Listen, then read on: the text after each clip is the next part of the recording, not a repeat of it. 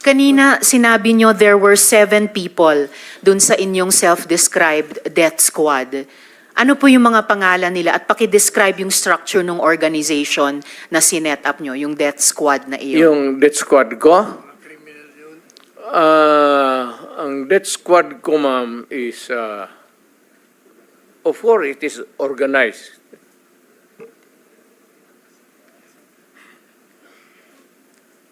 Hanggang dyan lang. Ano po yung structure ng organization na iyon? Against criminals. Hindi po, yun yung task siguro na binigay nyo. Pero anong structure ng death squad niya iyon? Structure against crime and criminals. Ibig sabihin, ano po yung setup? At sino yung 7 yon na miyembro ng death squad Fight nyo? crime. No sir, yung pangalan nung sabi nyo, 7 tao na nasa death squad nyo. Mukhang patay naman sila lahat, ma'am. It's okay sir, ano pong mga pangalan nila?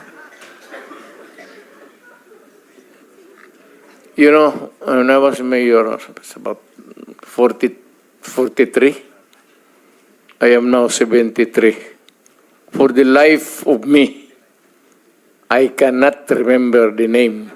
And ano po yung structure nung 7 yon? Merong bang team leader, may 2 tenyente, then may 4 pa na tao? Ano po yung structure ng organization na iyon? I said I am 73 years old. Hindi ko nga alam kung bakit nandito ako kaharap mo.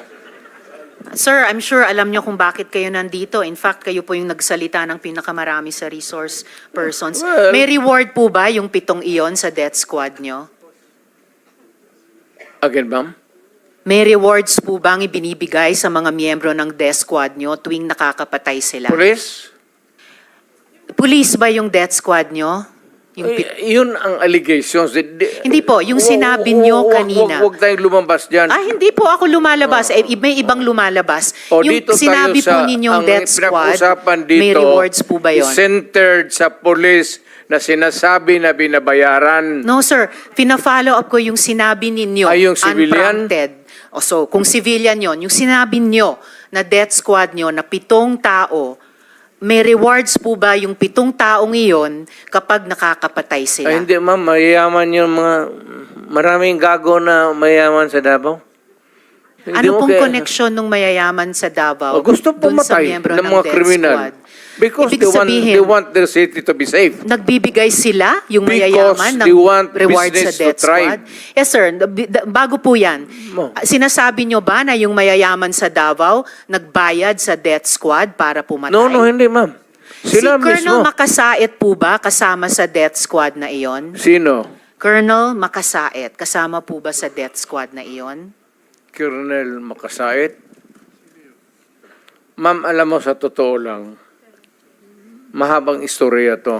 It's okay sir, maikli lang sana Pero kung ang sagot. problema, ma'am, patay na yung tao. Si Colonel Makasait ay patay na. Ayaw kung marami. Police officer in the police department.